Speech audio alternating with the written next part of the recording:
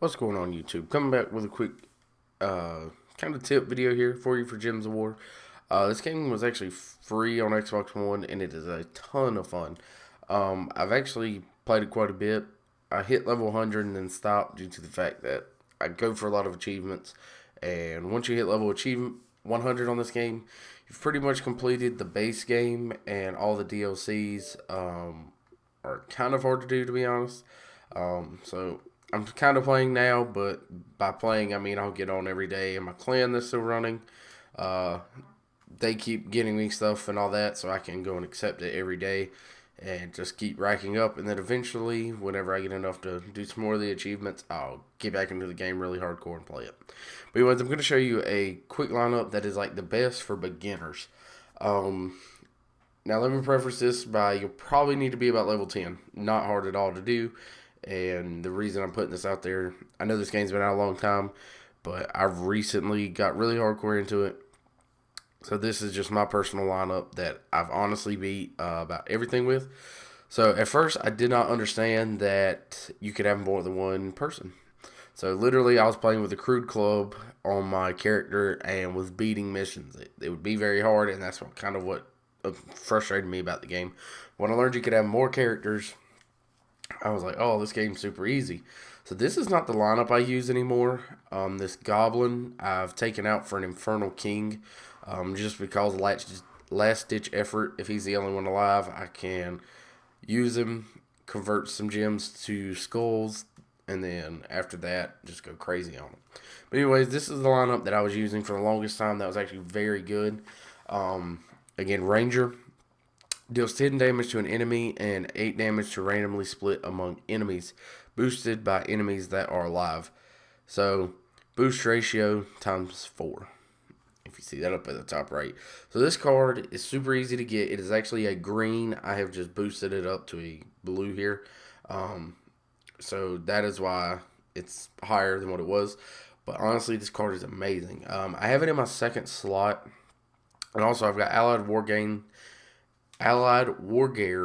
gain 2 life, gain 1 magic for each yellow ally.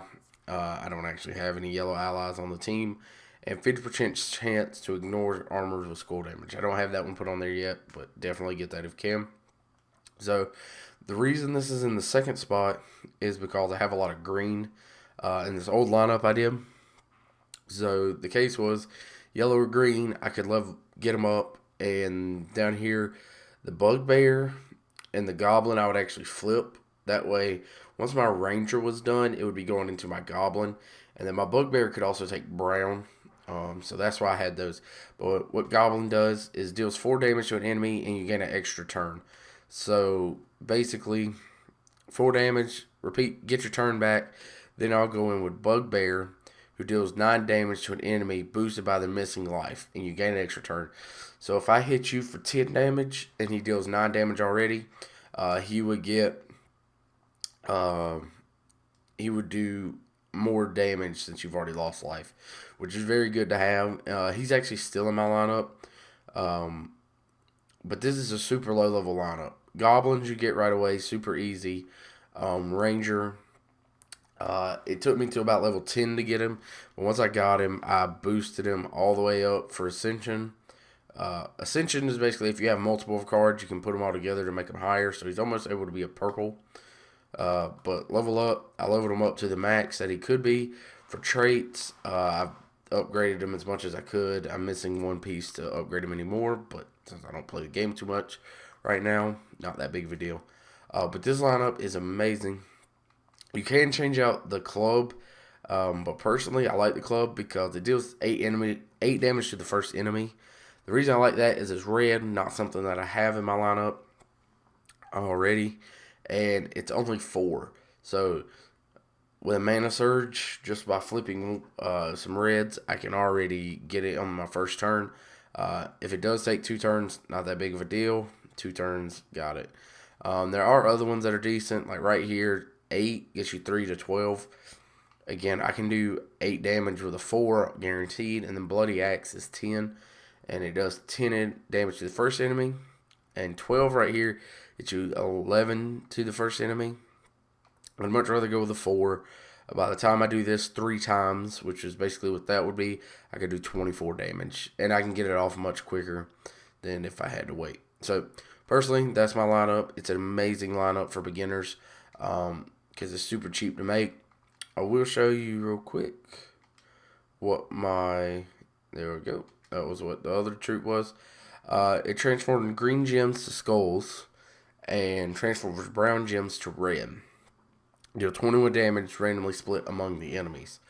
So when green goes to skulls, a lot of times I've already got skulls on the board. Helps out a ton with clearing out the weaker enemies just by... It does the automatic damage, and then when those hit, then my crew club comes in for whatever my character is, which is 13. So it'd come in for 13 per one. And then after that, transfer brown gems to red, which then helps me get my crew club again. So really good card, but that's more of a better lineup. Personally, I do enjoy this game a lot, so if you haven't got it, please go and check it out. Let me know what you think of the game. Also, add me on Xbox if you would like to play any games with me or anything like that. And there you go.